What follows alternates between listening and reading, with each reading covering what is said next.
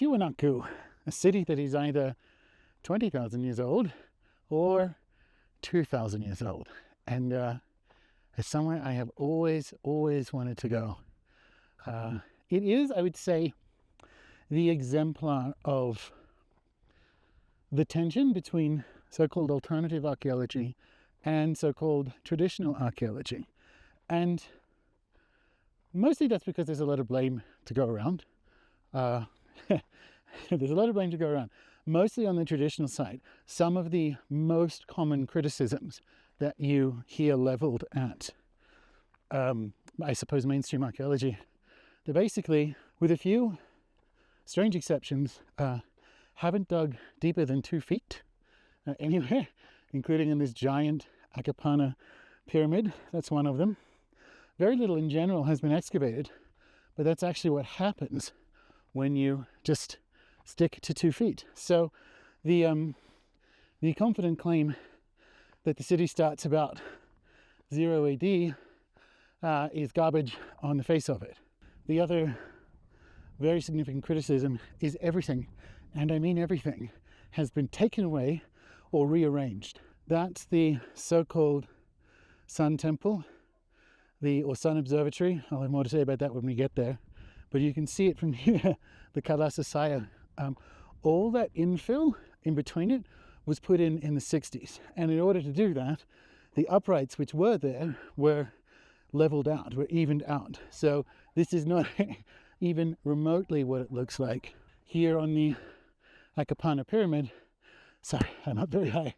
About 20, 30 years ago, the Bolivian government started putting adobe to make it look nicer until UNESCO had to step in and be like, hey, we gave you that World Heritage listing. Please don't paint it like your horse. So from wherever you look, this is not at all what Tiwanaku looked like. Even at the time of the so-called Tiwanaku culture. We just went through the absolutely skippable ceramics museum. There's no video of it because you can't take video in there. And it's not that there weren't people living here 2000 AD. It's a question of how long people have been living here and the layers of civilization that we find in it. The final part of this crime, at least from a magical perspective, is a refusal to listen to the local stories of the area. Now, I'm going to pick that up towards the end of the video, but there are stories that I've encountered in places like Nanmadol where the stones walk at night. And in order to dismiss that, you kind of have to put on your 19th century European waistcoat and be like, no, it doesn't. It's like, well, hold up. The Aymara people have lived here for 5,000 years. Let's put a pause on deciding what they say happened somewhere they've been for 5,000 years. I won't pretend they are beautiful and uncomplicated custodians of the place, however. This is the sunken part of the Akapana pyramid. Now, it used to be tiled with andesite, and those tiles over the centuries have been ripped up and used in the main square in the town, have been sold in La Paz, all over the place. So we're left with a ghost of a shadow, of a memory of a site that others have observed as kind of industrial, because it wasn't just andesite. They used grey riverstone from the surrounding Andes. And when you understand, and I wrote about this in Star.Ships, that pyramids in their earliest iterations are ceremonial expressions of the world mountain, then this begins to make sense, right? Because you have here in the center of this mighty city, this pyramid, which we'll get to in a minute, had drainage and other industrial components added to it, but it was also deliberately bringing stone from the water, well, the water courses in the Andes, which we're in, but I mean, over there. So you're building a model of a mountain, and when you understand that one of the things mountains do, particularly if you live on the Altiplano, is to capture rain and provide water and so on, you start to, if you unfocus your eyes, you start to see the cosmovision at play at the peak of Tiwanaku society. Looking back up the Akapana pyramid, now there are actually, again, local stories of tunnels and stairways and so on across the whole site. But here in particular, there is underground caverns. And in the last few years, maybe the last 10 years, there have been stories of entire pyramids and entire underground citadels at the site. But again, I've only dug down 2 feet. Go figure. There's another reason why I think this site is the archetypal exemplar of the tension and even the bifurcation points between so-called alternative archaeology and so-called mainstream archaeology. And that's due to the site's grandfather. In the 1890s, a guy called Arthur Posnansky was born in Vienna, and then he moved about 20-something years later to Bolivia, where he lived the rest of his life, dying in La Paz in 1946.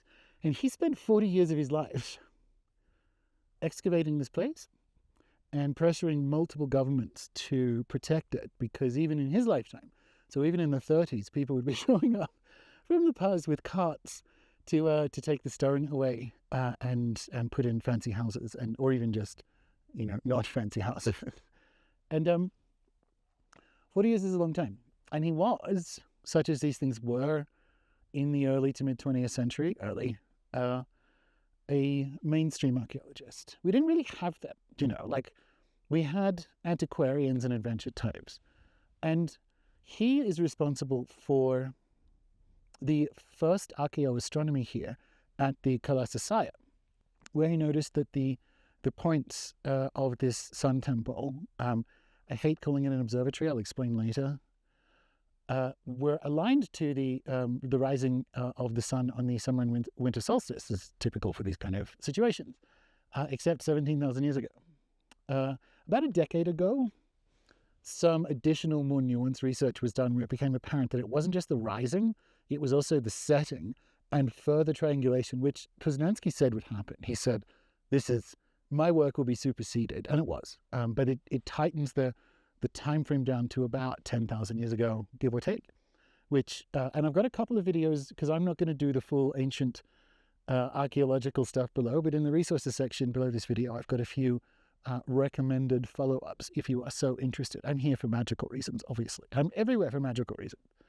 But in Posnansky's case, it wasn't just the solar alignments that pointed him in that direction. He found toxodon skulls at the same stratigraphic layer as Tiwanaku stones and material.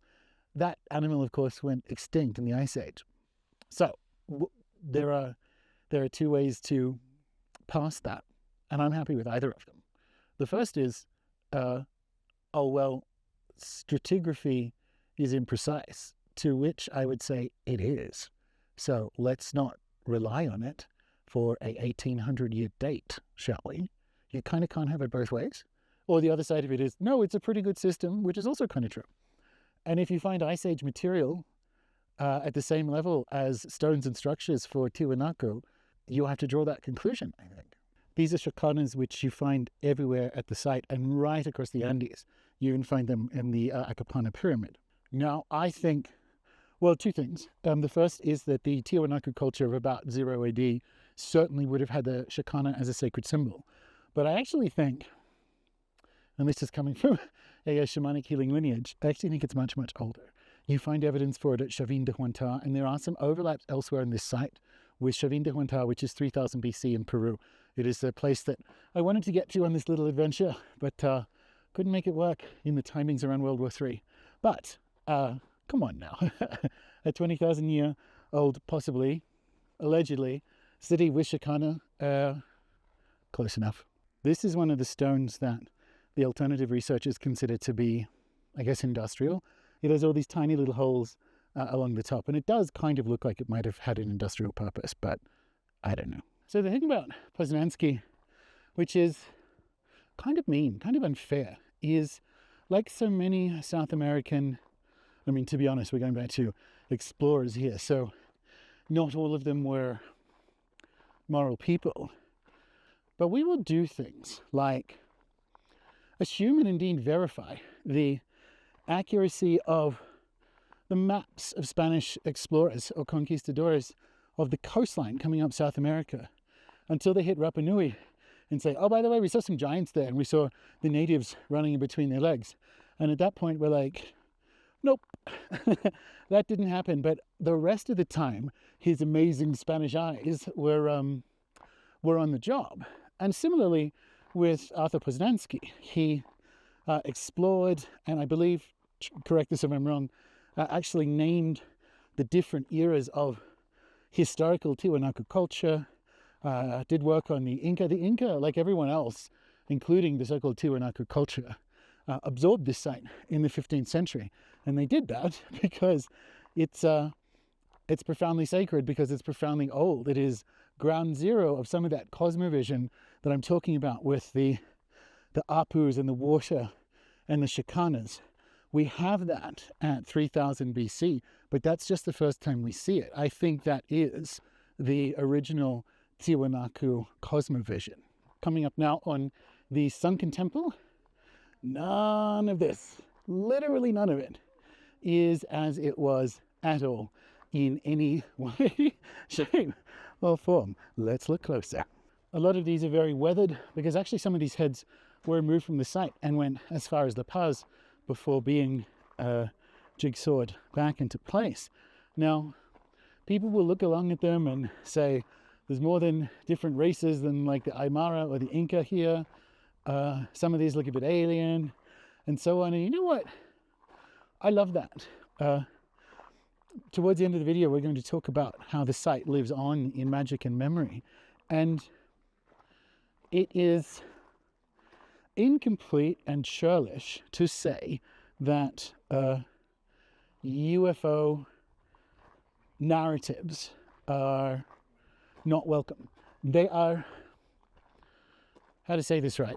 They are welcome in that Jacques Vallée sense of folklore, right? Because what's happening is our puny human minds are hitting up against something that we don't quite compute, you know?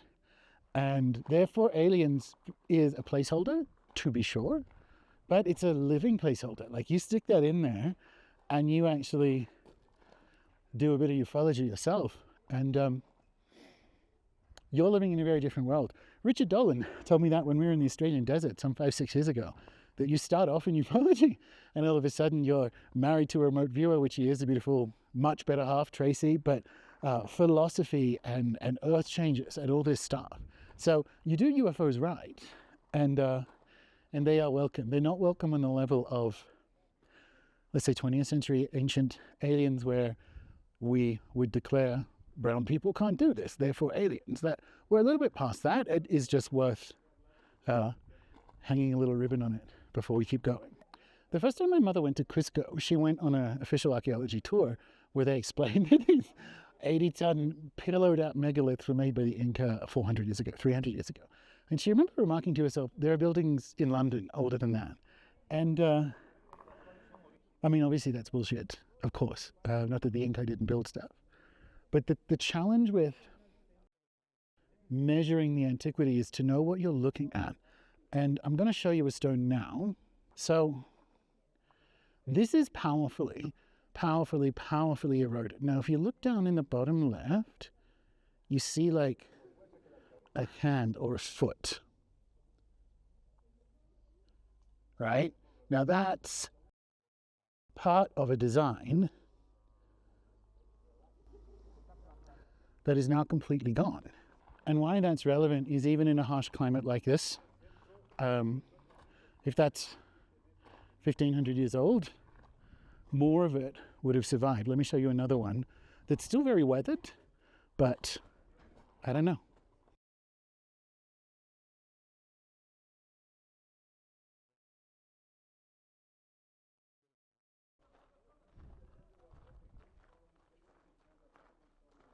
You can see as we get down, pointing at the sun. Look, it's a sun temple. I'm at the birthplace of the sun. But you see here, we have a different version of like a hand or a foot design. But this one is weathered, but it's not completely gone. Even though everything is completely different here in the sunken temple, it was still here. It was still here, at least at the time of Tiwanaku culture. That'll be relevant in a minute. But the sunken temple, surrounded by buildings, is called Yayamama. That's the Quechua word for mother father. And it's a archaeological design that we see 3000 BC at Chabin de Huantar. and other early sites. So the fact that we have the same kind of archaeology for that process here, I think is further evidence for the case I'm going to be made that actually Andean curanderismo preserves a 20,000-year-old cosmovision. Not convinced yet? Give me a few more rooms. Here we are, coming to the reconstructed entrance to the Kalasasaya. We'll go around inside in a minute. But one of the things that is essential to show here is Posnansky in his work, Cradle of American Man, which I haven't read because it's very difficult to get, says that the site has multiple ports. And I can't find them, right? They might have been taken away. There might be places that you can't get access to. I can't find them. But what I can find, and this is one of them, is these stones here.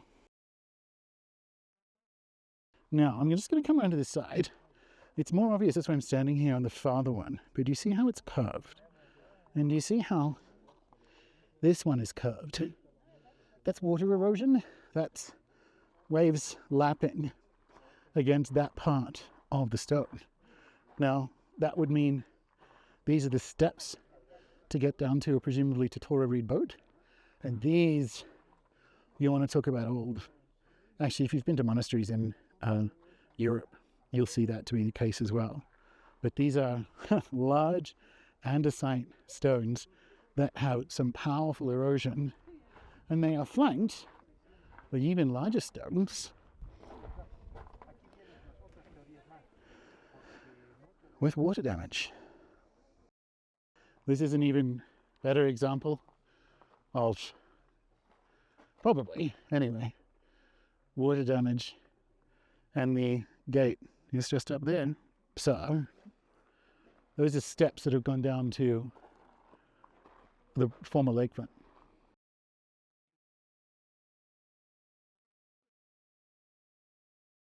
Beautiful 1960s wall.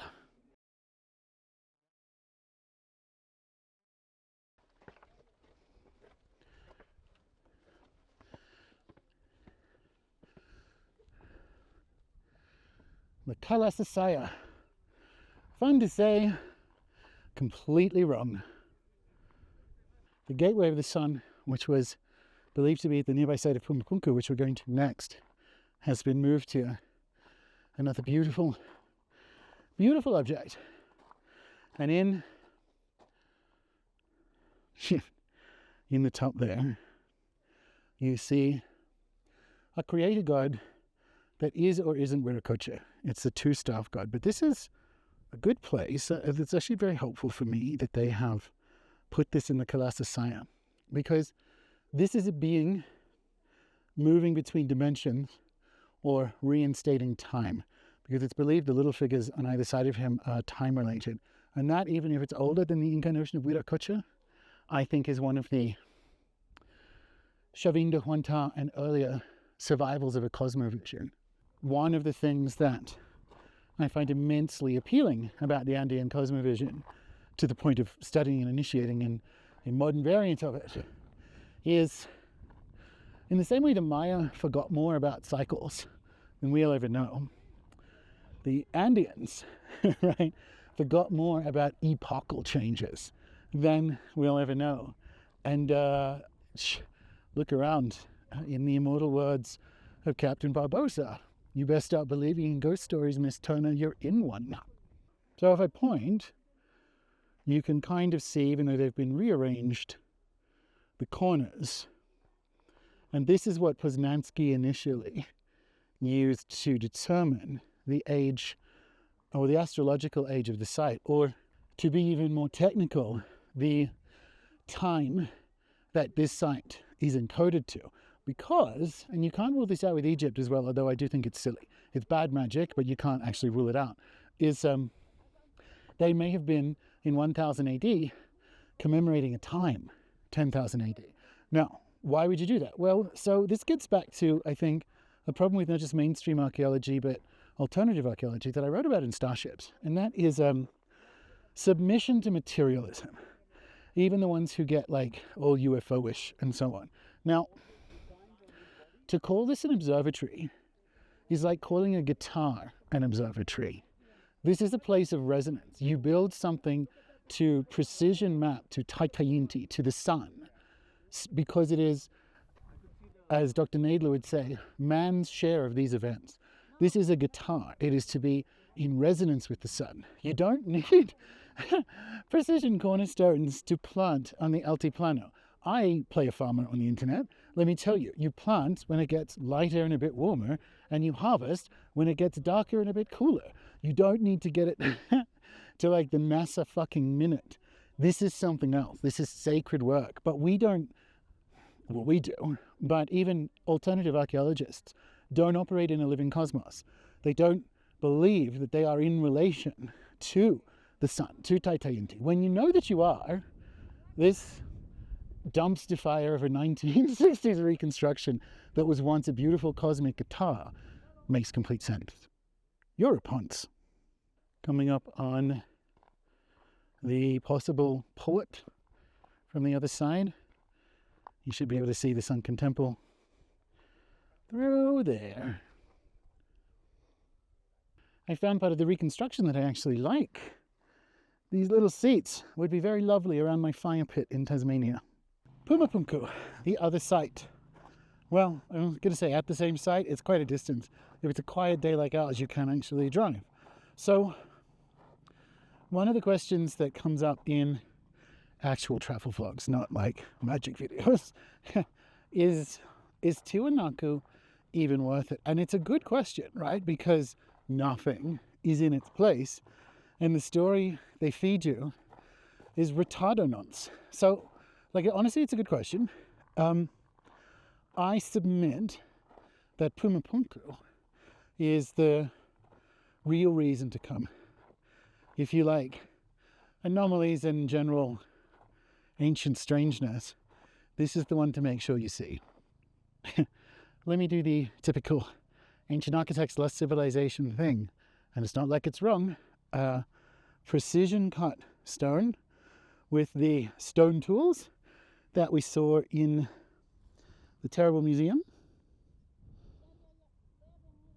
And then, of course, the famous H blocks, which I will get closer to in a hot minute. There's been some talk of them looking like some of the iconography at Göbekli Tepe, I think, and it's actually kind of obvious. Plainly nothing is in place, literally not a single thing. But this archway, you see, let me zoom in. You see how there's kind of little gateways inside the main gateway? This is what I would call dimensional magic. This is a place of gateways, or at least a place of manufacture of dimensional gateways rather than the place itself. The lake, which is over there, probably was up here about 20,000 years ago, has places that could do with doorways, possibly still have some retained. But what we see here, I dare to speculate. See, this dimensional idea is very obvious here. This almost looks like you'd see this in a comic, right? Like some sort of Magneto being coming through from another dimension. I had a private tour of an archaeological museum in Quito a couple of years ago with a very handsome archaeologist, and he would take me around and say, what do you think this is? What do you think this is? And I got a couple of them right that were kind of impossible, like that sort of Sean Connery movie where he guesses the rabbit smoking the pipe on the back of the oar, was like that. Anyway, he showed me a 5000 BC owl, and I shared that on a blog post. I might actually link that up below if I remember. And it has that same stepped dimensionality that we see in some of this work here. So again, there are motifs that I think go back to and before Chavin de Huantar that have been conserved in Andean curanderismo.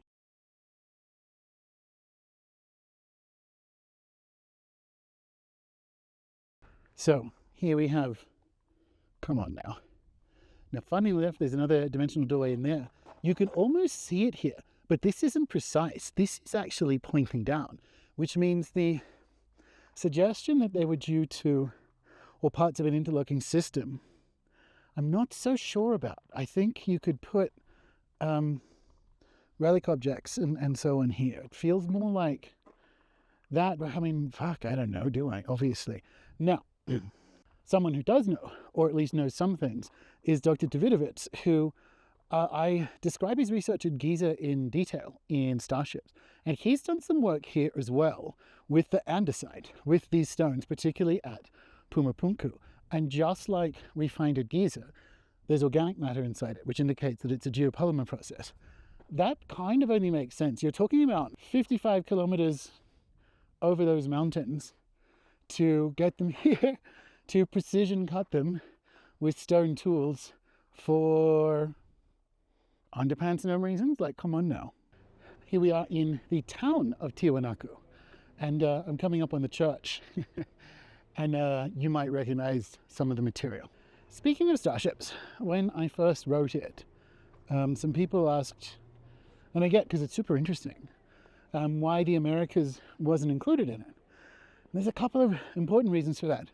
The first is, it is a prehistory of the spirits, which is to say, the list spirits. And so, from an historical tracking perspective, that kind of has to go out of Africa. You can see behind me, some of them are modern, some of them aren't. I'm here in the town square.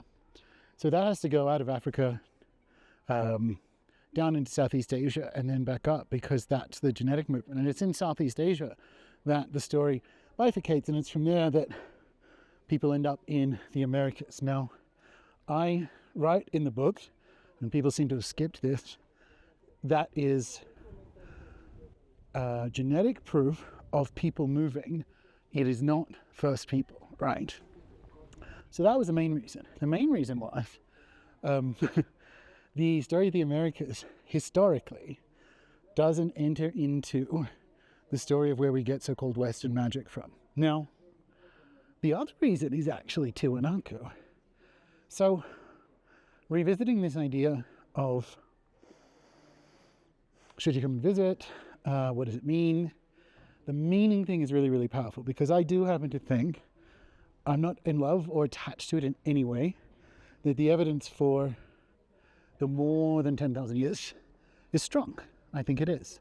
Now, one of the things that Arthur Posnansky said in his book, Cradle of American Man, which again I haven't read, I'm getting this from the Uncharted X video that's below, was that when Tiwanaku was destroyed, and it may well have been, okay, if you're not going to dig down more than 2 feet, and you have a lake that was much bigger during earlier epochs where you're actually finding evidence that suggests it might have been there, not really the point of the story.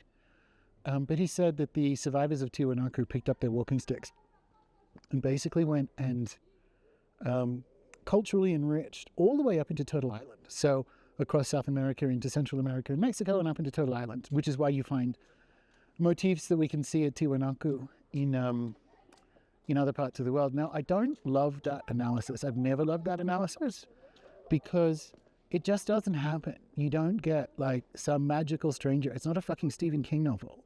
You don't get some magical stranger toddling in and going like, oh, the sunrise is over there. Like, let us worship this man. Like, it's dumb. Okay. The conservation of motifs and beliefs around the planet, because I'm a magician, I think is because it's real. So this is coming back to that. Is this the Atlantis of the Americas? Well, no, because actually I think Atlantis is the Atlantis of the Americas, and that's off the western tip of Cuba. Story for another holiday, perhaps. The Aymara still use the site for ceremony. This, particularly at June 24, particularly in like a midwinter context. I'm in the southern hemisphere, don't freak out, everyone. And you could see evidence of ceremony when I was there at the site this morning. And obviously I love that, because for me, a lost city like this is the story of magic, is there high technology. And I mean that literally, like geopolymer stuff. I don't mean like flying saucers. Is it low technology but really good spirituality? I mean, the answer is yes. But more importantly, this is how magic tumbles down to us. This is why the other reason I had to park the Americas in Star.Ships was like, it's a whole nother book. You can have a video instead. But the Aymara are one of the Andean cultures that have these powerful aeonic cosmovisions, where we are on, like you get with the Aztecs, like the fifth sun, that kind of stuff. And in my system, we're in the Pachacudi right now. We're in the cosmos overturning. Basically, the ending of the period that began with the arrival of the Spanish. And that is sure what it feels like. So I love the idea that the city becomes a mysterious shadow object that is a source of pride and power and continuity. And the precision of the details is not, that we would consider valuable, is not necessary. Because like I said, I think in the Andean cosmovision, there's a whole bunch of stuff that survives down into modern curanderismo that's there at Tiwanaku culture at 0 AD. And I think if the place is at least 10,000 years old, it's there even earlier. So you have like an Atlantis of magic, right? That's still available and still theirs, which is why on the one hand, it's kind of a trip to be here. These are the pavings that I was telling you about. These are the pavings that they lifted, the andesite pavings from the Acapana pyramid. And like, I have mixed feelings about that. On the one hand, well, it's not mine. But on the other hand, I kind of wish you did it, right?